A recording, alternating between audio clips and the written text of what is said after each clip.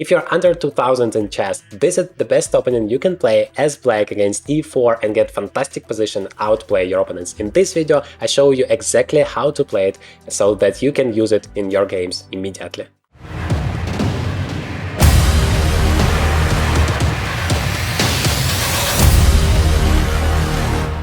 What's up, chess player, and welcome to the Journey to Grandmaster, the place where you can improve every single aspect of your chess game. And this is the part of your favorite series, Learn How I Think, where I share all of my thoughts and share the entire decision-making process so that you can apply my ideas and my thoughts in your own games. I have waited long for a strong opponent on lead chess on chess.com. There was nobody, so I decided to play against my old friend Stockfish, 2600 rated. Very exciting game. I'm gonna play as black this time, so let's see what he has prepared for us.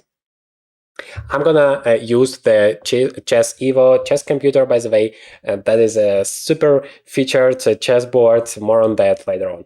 Okay, I'm gonna play the field or defense, of course, my favorite opening against e4, and let's see what my opponent has prepared for me this time. Knight f3, okay, not one of the not like the d4, which is absolutely the main line, but I'm gonna play the move knight to f6, just attacking his central pawn, and I guess it's gonna still transpose to the main line later on. So I'm playing here the move e5 because controlling the center is the most important thing in chess in the opening, so you absolutely need to fight for it. He plays d4, he does the same thing, and now we are back to square one after knight b to d7. That is the main position, the main variation of the field or defense. Okay, the main move is bishop to c4. Our opponent plays a4, which is once again, I guess, some kind of a transposition. I don't really care. I guess I'm gonna just play the move bishop to e7 here. So that is what you... Okay, g4.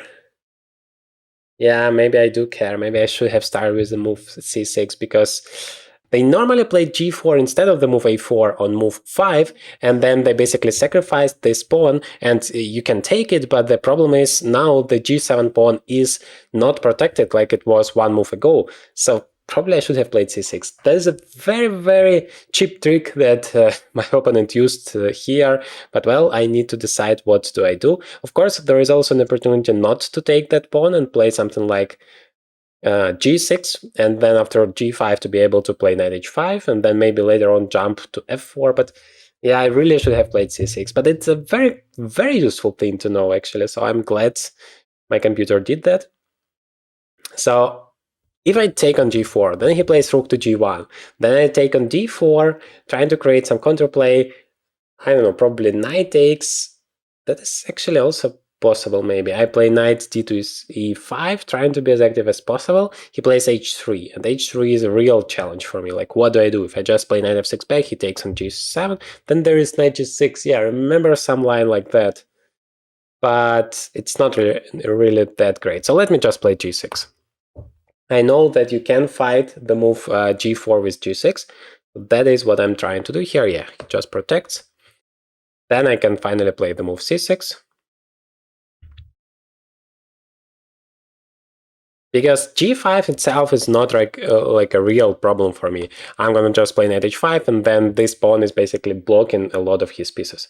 He plays bishop c4. Yeah, that is also good for him because he's attacking this pawn on f7. And for example, if I castle, then he plays bishop h6, attacking my rook. I go king to e8, and he plays knight g5, attacking my f7 pawn, and I might be in trouble. And actually, knight g5 is a serious... Well, right now he plays knight g5. That's not such a big problem because I can just castle, right?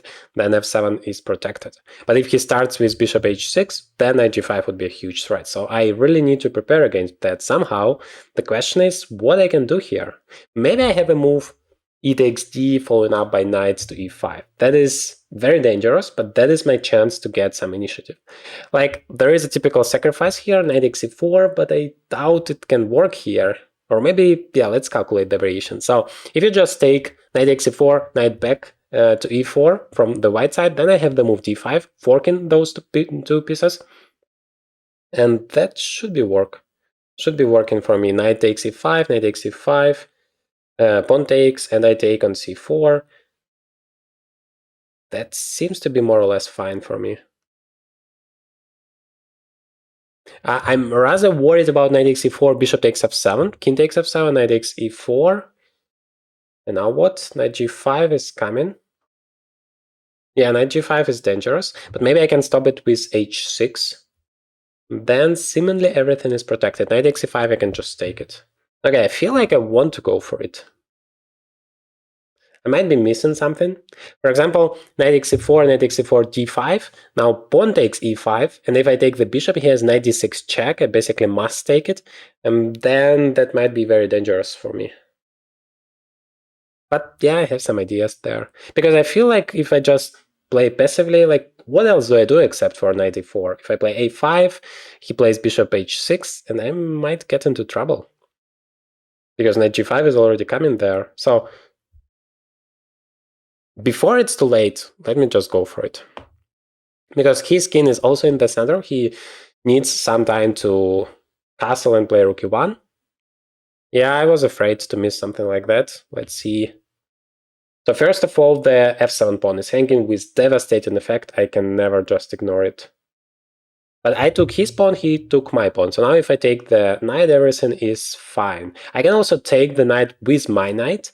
Pawn takes, and then maybe knight takes c3. And if he takes back, then I just play d5, and everything seems to be all right. Now let's try to figure out what's wrong with this variation.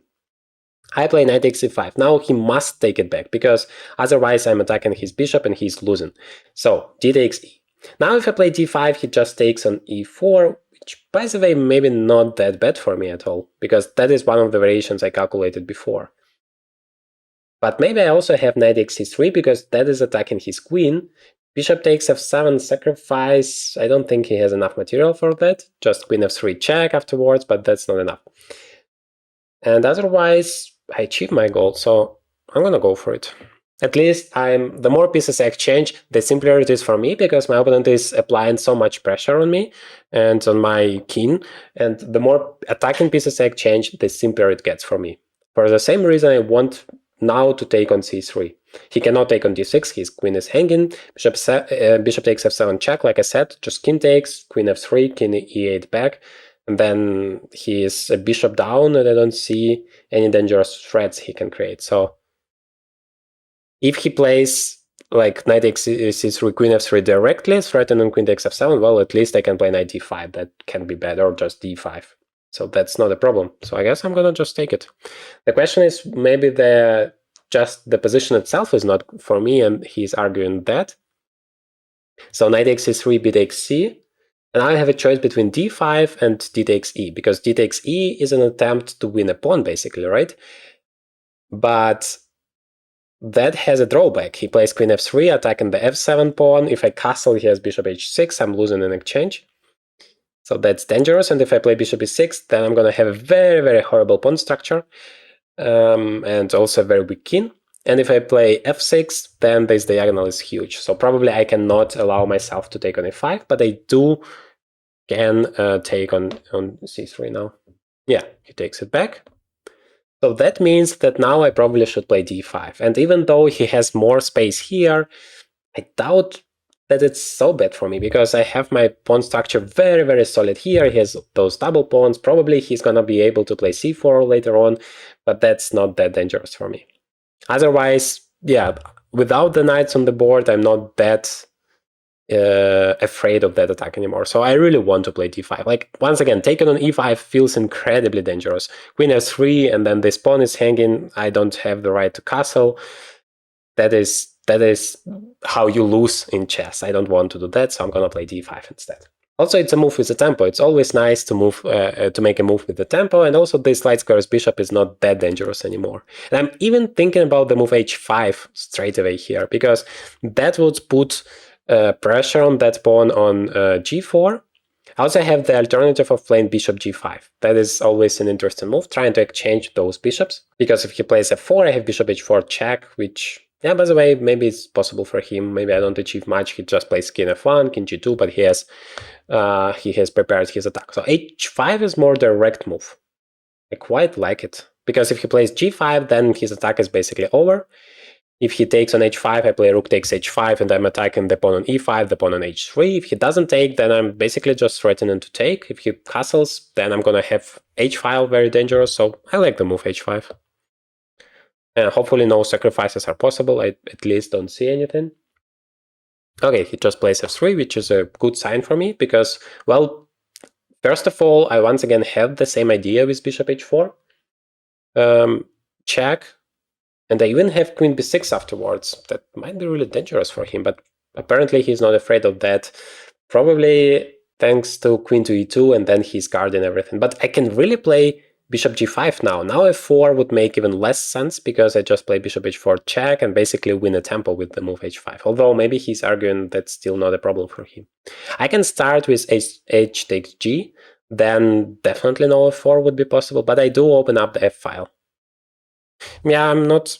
Yeah, queen f3 is another opportunity he has there,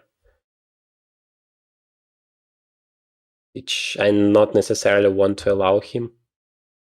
Do I need bishop h4 check first? I would really love to play bishop h5, then exchange those bishops, and then play queen h4 check. Then it would actually be dangerous for him. But I still like my position.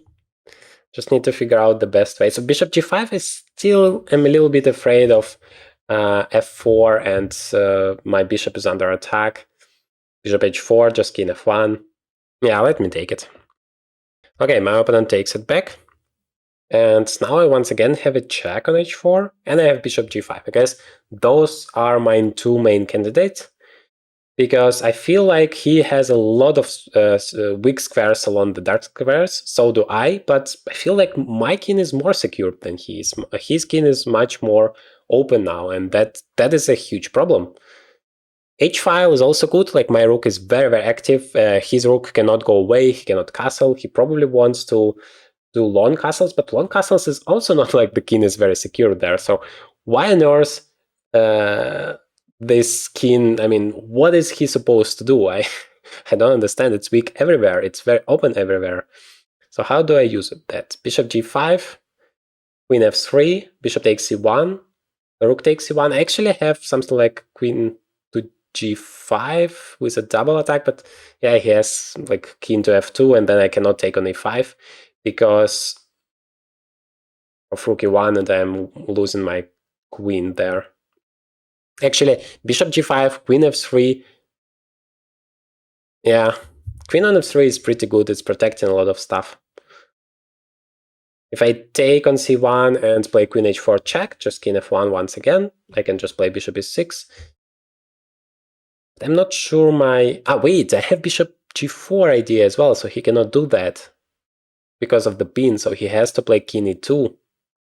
Then I play bishop e6, castles, and the game goes on. Alternative is for me to play something like bishop to c5 right now, and I basically threaten to play... Oh my god, I should have played it before, probably. Just bishop c5, I'm threatening queen h4 with a checkmate, immediate checkmate. And then, once again, the problem is he has this move queen to f3, but this time I have queen h4 idea and bishop takes g4. That is a huge threat. I like it. So if he has to play g5, it's very good for me. At least I can play rook takes h3. I'm not sure what his plan is. I like the move bishop c5 because I feel that at this point I rather want to attack than exchange the pieces. I'm not afraid of my king. Yeah, he really goes for g5, but now I can grab the pawn on h3, right? Probably he's arguing that this pawn is weak anyway, and maybe that helps him to stabilize, and at least he's blocking my queen there. Queen h4 is not possible anymore. The question is, do I take with the bishop or with the rook? Bishop takes h3, the problem is it's going to be pinned. I cannot go away with the bishop, and I wanted to play something like king to d7. Yeah, but king to d7 is bad, rook h3 and queen g4 check, I'm losing. No, I guess I have just to play rook h3, because if I play bishop h3, he has bishop f1, then my rook is hanging, and what do I do with that?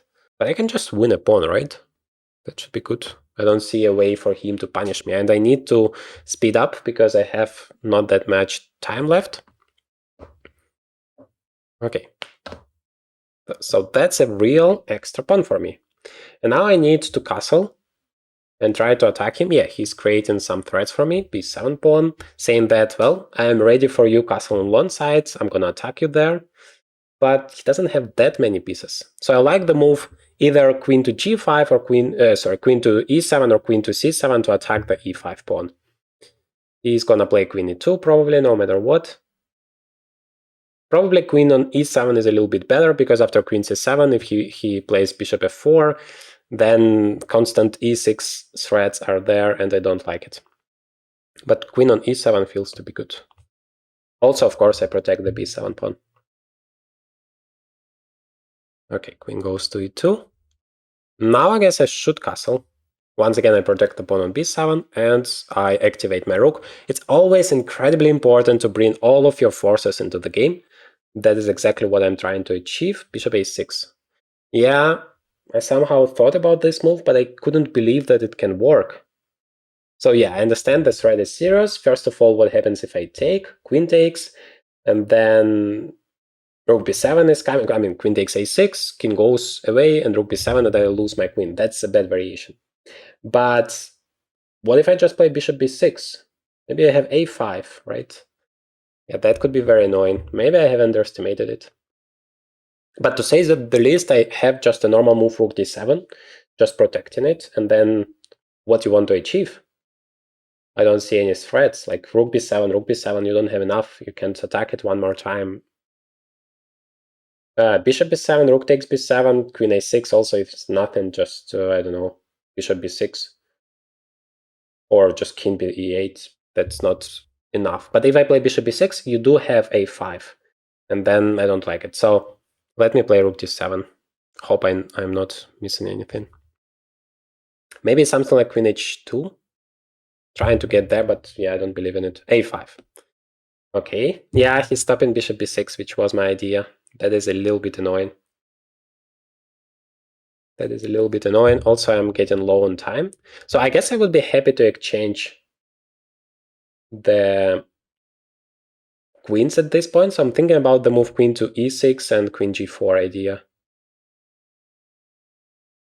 I still don't see how he can create threats for me.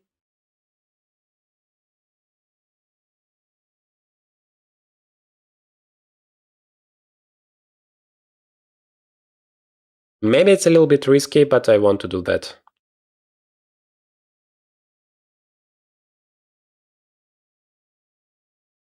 Yeah, it just goes back. Yeah, then it seems like it was a bluff from Stockfish, because there is no real danger. Okay, I can play rook e7 now, attack the pawn one more time, but after bishop to f4, I don't see I could follow up. So exchanging the queens, the question is whether it's going to be enough for me to win the game or not. I can also play bishop f5 to exchange the bishops. I can... Wait, what about bishop g4? Yeah, he has queen h2 still. Unfortunately. But then bishop d6. Bishop f4, rook e7, and seems like I'm attacking... Yeah, but he goes away with the king, and then rook to e1 with a fork. Yeah, I guess I have to speed up. I'm gonna just go for queen g4. Because if I exchange the queens, at least that's an endgame with an extra pawn that cannot be bad for me. Yeah, he goes for it, and also it's a little bit simpler, and when I'm in time trouble, I am going for it. Yeah, bishop f4. Now he wants to probably bring his rook to the h file, because that's an open file, and I guess I want to do the same thing. So I'm playing rook to d8. a6 is like never a problem. I have b6. Okay. Okay. No, I didn't play rook e8. Played rook h8. Okay.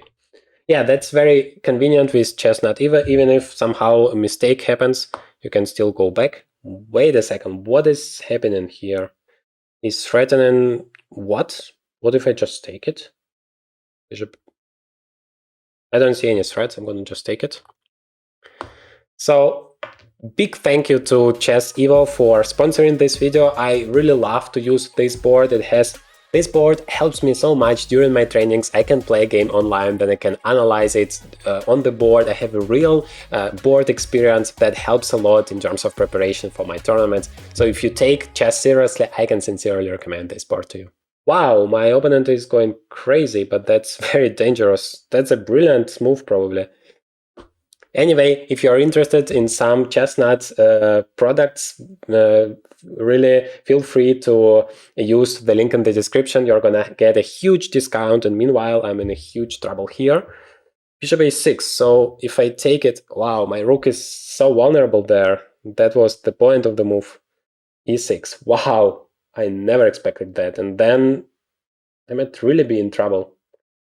20 seconds, how do I fight against it? I'm gonna just play king d8 probably.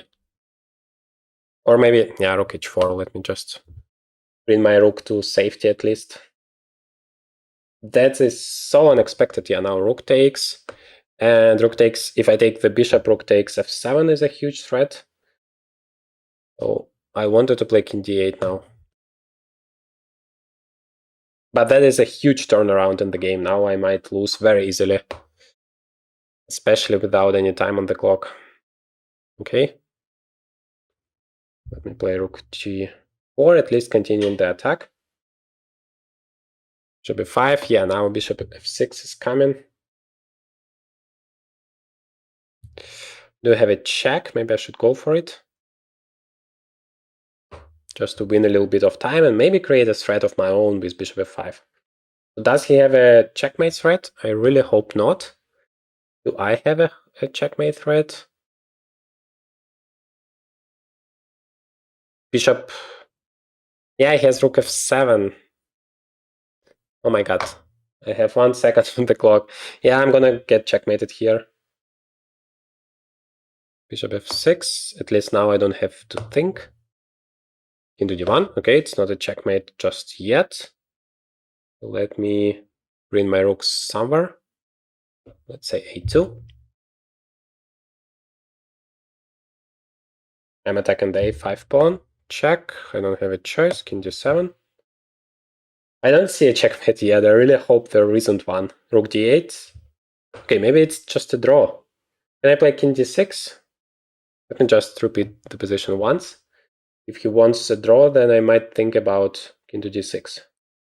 Yeah, he wants a draw. Okay, let me make my move fast, and then I still have a chance to think. No, wait, king d6, he has bishop e7, and he wins my bishop, unfortunately. Yeah, maybe I should have played bishop e3 instead, and then the bishop wouldn't be hanging. I have c5 square to escape. That would help. But now if I play king to d6, bishop e7, king e5, bishop takes, rook takes a5, how many... Wait, I attacked 2 bishops there, but he has bishop d4 check, king goes away. Now how many pawns do I have? He has rook takes a7 though. No, that's not enough. I can only lose there, so I have to accept the draw.